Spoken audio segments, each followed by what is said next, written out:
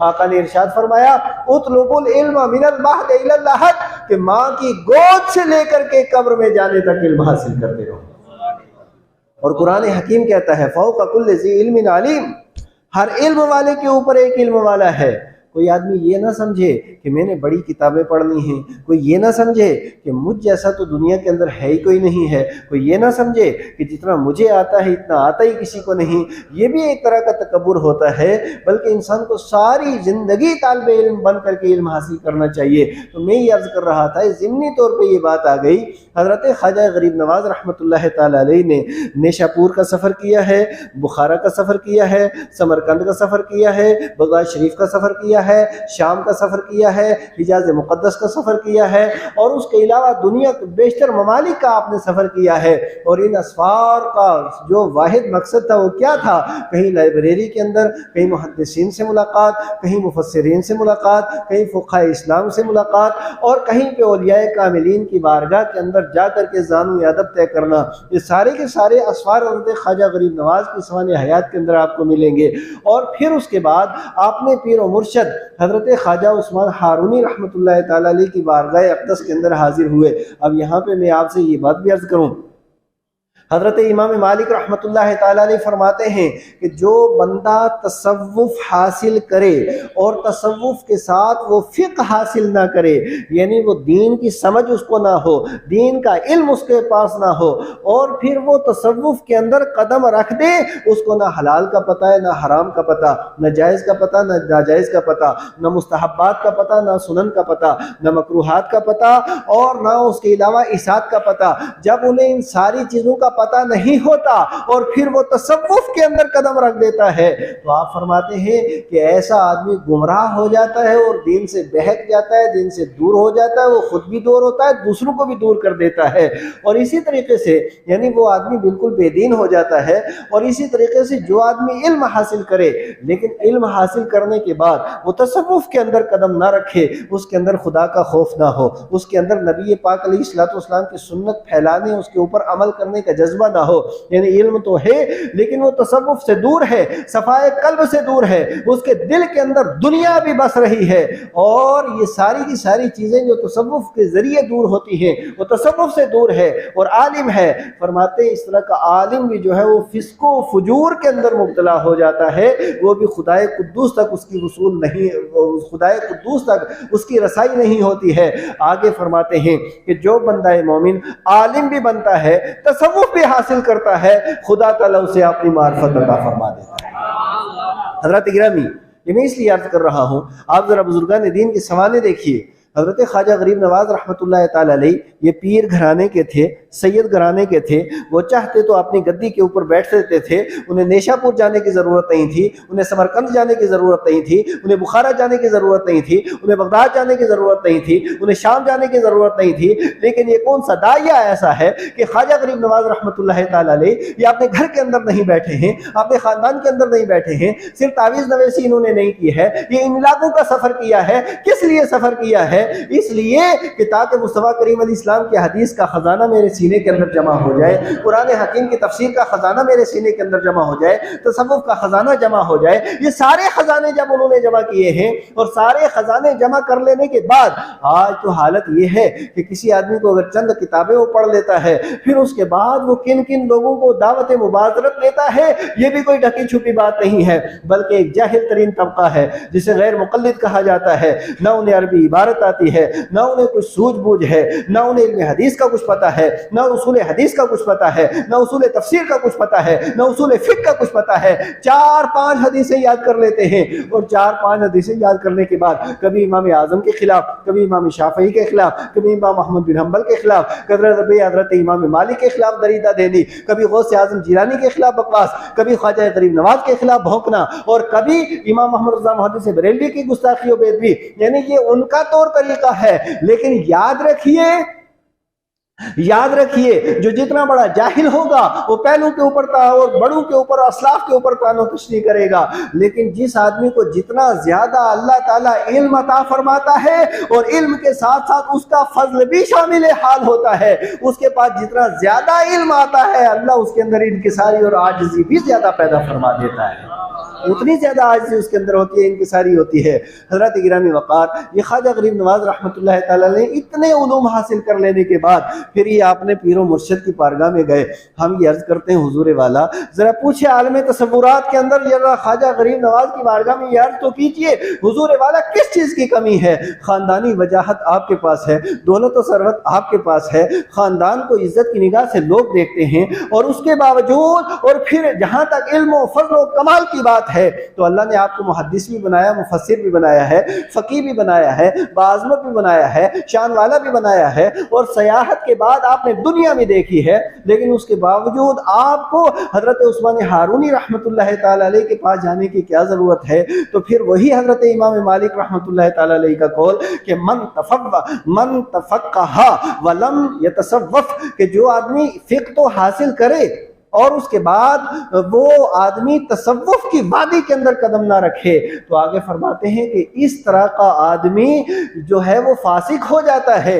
اب وہ انہوں نے جس وقت وہ گئے اور جانے کے بعد پھر پیر بھی تو پیر تھے نا، انہوں نے اپنی تربیت کے اندر رکھا ہے، ان کے لیل و نہار دیکھے ہیں، ان کی صبح و شام دیکھی ہے، اور صبح و شام بنانے کے بعد پھر اپنی بیعت کے اندر لیا اور خلافت بھی عطا فرمائی ہے، اور پھر صرف خلافت فرما کر کے ایسا چاند بنا دیا ہے کہ پوری دنیا کے اندر ان کی آج بھی خوشبو بھی ہے اور ان کا اجالا بھی ہے۔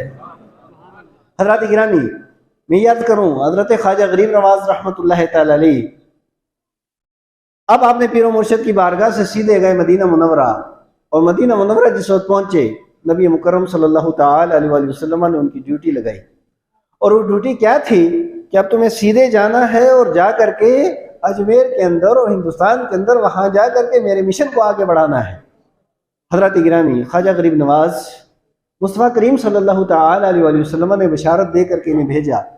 اب یہ واپس آئے مدینہ منورہ سے، اور واپس آنے کے بعد اسی راستے سے آئے، یہ جو افغانستان والا راستہ ہے، اور وہاں سے آنے کے بعد سب سے پہلے یہ لاہور میں، اور وہاں ان سے پہلے حضرت داتا علی حجویری رحمۃ اللہ تعالی علیہ کے مزار کے پہ آ کر کے انہوں نے چلہ کشی کی ہے۔ آج وہ حجرہ لاہور کے اندر موجود ہے، وہاں آ کر کے آپ نے چلہ کیا، اور چلہ کرنے کے بعد فیوز و برکات بھی حاصل کیے ہیں، اور ایک زمانے تک وہاں پہ آپ ان کے مزار کے اوپر رہے۔ میں آپ سے پوچھنا چاہتا ہوں، یہ خواجہ غریب نواز رحمۃ اللہ تعالی علیہ کہ شام کے لائبریری کو جس نے کھنگال ڈالا ہو، بغداد کی لائبریری کے اندر جو بندہ بیٹھا ہو، سمرقند کے بڑے بڑے شیوخ سے جنہوں نے علم حدیث حاصل کیا ہو، اور اس کے علاوہ بخارا کے بڑے بڑے شیوخ سے جنہوں نے حدیث کی کتابیں پڑھی ہوں اور علم تفسیر اور علم فقہ حاصل کیا ہو، آخر کار کیا ضرورت تھی ان کو چلہ کشی کی؟ کیا ضرورت تھی یہاں حضرت داتا علی حجویری رحمۃ اللہ تعالی علیہ کی بارگاہ کے اندر زانو ادب طے کرنے کی؟ کون سی منزلیں وہ وہاں پہ طے کر رہے تھے؟ پھر آخر کار کافی عرصے تک جب انہوں نے چلہ کیا، اور چلہ کرنے کے بعد خواجہ غریب نواز نے، حضرت خواجہ غریب نواز رحمۃ اللہ تعالی علیہ نے ایک وہاں پہ شعر لکھا، گنج بخش فیض عالم مظہر نور خدا نا کسارا پیر کامل کاملارا رہنما۔ گنج بخش کہ یہ داتا علی حجویری کا مزار کوئی عام نہیں، یہ وہ مزار ہے کہ گنج بخش یہ تو خزانے بانٹنے والا ہے، یہ خزانے بانٹنے والا ہے۔ یہ جو شرک اور کفر دو لوگوں کو کچھ یہ لفظ یاد ہو گئے نا، شرک ایک آتا ہے اور ایک بدعت آتا ہے، یہ دو لفظ کچھ لوگوں نے رٹ لیے ہیں۔ اب ان بیچارے علم کے یتیموں کو یہ پتہ نہیں کہ ان کا استعمال کہاں کرنا ہے۔ اب کوئی آدمی اگر سر درد کی ٹیبلٹ لے لے نا، اور اس کے بعد پیٹ میں درد ہے تو یہی دی جائے، پاؤں میں درد ہے تب بھی یہی دی جائے، سر میں درد ہے تب بھی یہی دی جائے، دل کو درد ہے تب بھی یہ دی جائے، تو اب آپ ایمانداری سے بتائیے کہ ایسا آدمی کھلاڑی ہے کہ اناڑی ہے؟ اب اسی طریقے سے کوئی لوگ ہیں، انہوں نے صرف دو لفظ یاد کر لیے، ایک کا نام شرک، دوسرے کا بدعت، اور جس کو چاہو مشرک بنا دو، جس کو چاہو بدعتی بنا دو، کوئی انہیں پوچھنے والا نہیں۔ لیکن میں آپ سے یہ عرض کروں، یہ خواجہ غریب نواز کی تعلیمات کیا ہیں؟ خواجہ غریب نواز فرماتے ہیں گنج بخش کہ داتا علی حجویری یہ دنیا کو خزانے بانٹنے والے ہیں، گنج بخش فیض عالم یہ دنیا کو فیض پہنچانے والے ہیں، مظہر نور خدا، نور خدا کے مظہر کامل حضرت داتا علی حجویری ہیں۔ ناقصارہ پیر کامل، جو ناقص آتا ہے نا اس کے لیے رہبری رہنمائی کرتے ہیں، اس کے لیے پیر کامل ہیں۔ اور کاملا رہنما، اور جو کامل بھی آتا ہے اس کی بھی رہبری اور رہنمائی حضرت داتا علی حجویری فرماتے ہیں۔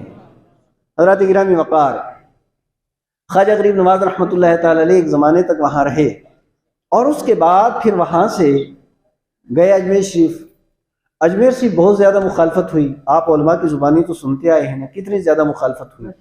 بادشاہ وقت مخالف ہے، بادشاہ کی مشنری مخالف ہے، بادشاہ کے مشیر مخالف ہیں، وزیر مخالف ہیں، پبلک مخالف ہیں، ہم مذہب لوگ بھی نہیں ہیں اور ہم مزاج لوگ بھی نہیں ہیں، یعنی مذہب بھی ان کا جدا گانا ہے، ماحول بھی جدا گانا ہے، موسم بھی جدا گانا ہے، کیونکہ جس علاقے کے خواجہ غریب نواز تھے وہ علاقہ پہاڑی علاقہ ہے، وہاں پہ ٹھنڈے چشمے بھی ہیں، وہاں پہ پانی بھی ہیں، اور ایک جو ٹھنڈے علاقے کا بندہ ہوتا ہے اس کو جب گرم علاقے کے اندر رہنا پڑتا ہے، یہ پھر اس کے دل سے بندہ پوچھے، اور پھر بھی ایسے ماحول میں جب اے سی کا انتظام نہیں، ایسے ماحول میں جس وقت لائٹ کا انتظام کوئی نہیں تھا، ایسے وقت میں جس وقت یہ آسائش نہیں تھی، پھر وہ پیدل سفر کر کے جب خواجہ غریب نواز رحمۃ اللہ تعالی علیہ یہاں پہ بیٹھے، آپ پوچھئے خواجہ غریب نواز سے آپ کے آنے کا مقصد کیا ہے؟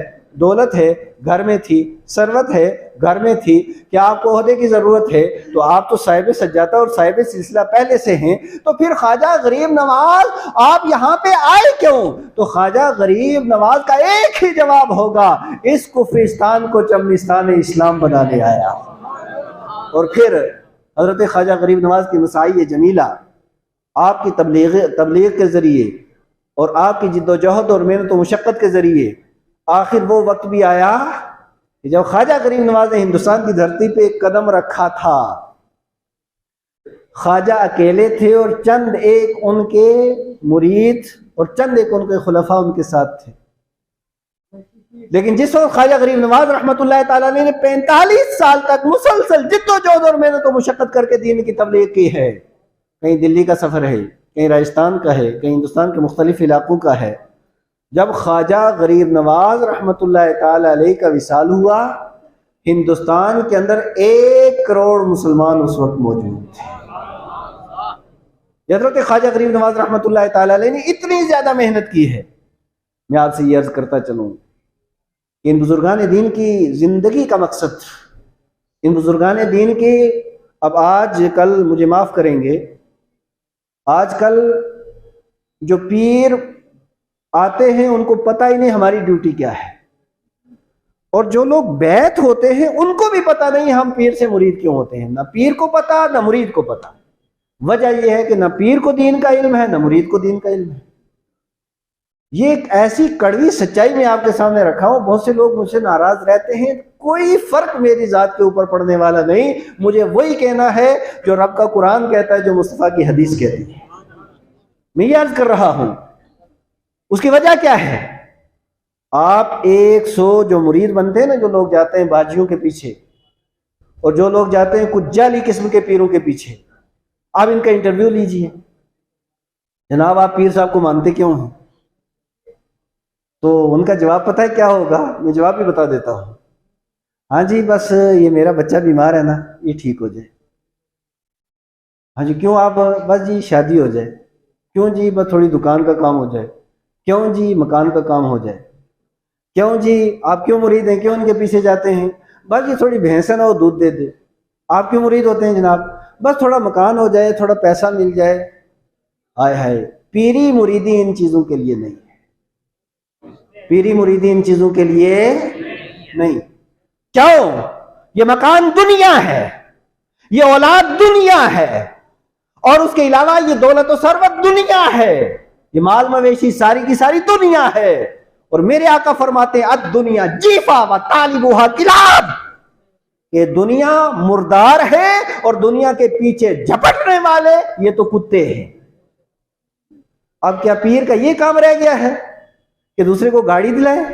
پیر کا یہ کام رہ گیا ہے کہ دوسرے کا یہ سارے کام؟ یہ خدمت خلق ہے، ان سے میں انکار نہیں کرتا، یہ سوشل ورک ہے، یہ اپنی جگہ، لیکن پیر کا کام یہ نہیں۔ پیر کا کام یہ ہے کہ بے نمازی جائے نمازی بن جائے، بے روز جائے روزے دار بن جائے، زکوٰۃ دینے نہ دینے والا جائے زکوٰۃ دینے لگے، اگر اس کا دل گندا ہو تو پیر اس کا دل ستھرا کر دے۔ اور جو پیر خود گٹر کے اندر رہنے والا ہو تو دوسروں کو کیا صحیح کرے گا؟ جسے دین کا علم نہ ہو، جسے شریعت کا علم نہ ہو، جسے قرآن کا علم نہ ہو، جسے حدیث کا علم نہ ہو، اور جسے علماء کا پتہ نہ ہو، اور جسے تصوف کی تہ سے جو واقف نہ ہو، پھر آپ سوچیں گے اس کے پیچھے چل کر کے میں نجات پاؤں گا؟ ایسے لوگوں کے پیچھے چلنے والے اور آگے جانے والے ضرور پہنچیں گے، لیکن جہنم میں اس سے ادھر کوئی اسٹیشن ان لوگوں کے لیے نہیں ہے۔ میں آپ سے یہ عرض کرتا چلوں، پیر ضروری ہے، میں نے پیر کے ہاتھ میں ہاتھ دیے، ہم پیروں کے مخالف نہیں۔ پیر کیسا ہونا چاہیے؟ جسے حدیث کا علم ہو، جسے قرآن کا علم ہو، جسے مسائل کا علم ہو، جو 5 وقتہ نمازی ہو، جو نماز کا کہتا ہو، جو روزہ رکھتا ہو، روزے کا کہتا ہو، زکوٰۃ دیتا ہو، زکوٰۃ کا کہتا ہو، حج کرنے والا ہو، حج کی تلقین کرنے والا ہو، جس کی نگاہیں پارسا ہوں، جس کا دل پاک ہو، جو لوگوں کو اللہ کے دین کی دعوت دے، جو لوگوں کو خدائے قدوس کا دین سکھائے۔ ایسا پیر جو بھی ہے، اس کے جوتے کے ساتھ لگنے والی مٹی بھی ہماری آنکھوں کا سرما ہے، اور اس کا جوتا بھی ہمارے سر کا تاج ہے۔ اس طرح کا اگر پیر ہونا وہ تو ہمارا مقصد ہے، لیکن جو اس طرح کے ہیں باقی فالتو، ان کے چکر کے اندر پڑنے کی بھی ضرورت نہیں ہے۔ یہی خواجہ غریب نواز کی تعلیمات ہیں، یہ غوث پاک جیلانی کی تعلیمات ہیں، یہی حضرت جنید بغدادی کی تعلیم ہے، یہی حضرت بایزید بستامی کی تعلیمات ہیں، یہی حضرت حسن بصری کی تعلیمات ہیں۔ یہی سارے بزرگان دین نے کہا ہے، اور سارے بزرگان دین کی تعلیم کا خلاصہ میں نے بتایا ہے کہ علم دین حاصل کرو اور حضور کی شریعت کے اوپر عمل کرو۔ یہی پیروں کا طریقہ ہے۔ یہ کس کا طریقہ ہے؟ زور سے کس کا طریقہ ہے؟ پیروں کا طریقہ۔ اور یہی شریعت مطہرہ کی بات ہی بتانا پیروں کی زندگی کا مقصد ہے۔ دوسری بات میں یہ عرض کروں، حضرت خواجہ غریب نواز کا بڑا احسان ہے پوری دنیا پہ اور بالخصوص ہندوستان پہ۔ خواجہ غریب نواز رحمۃ اللہ تعالی علیہ کا پرسوں عرس ہے۔ آپ نے اپنے گھروں میں ضروری صالح ثواب کیا جائے، محفلیں منائی جائیں۔ اللہ تعالیٰ ہمیں بزرگان دین کے ساتھ وابستہ رکھے۔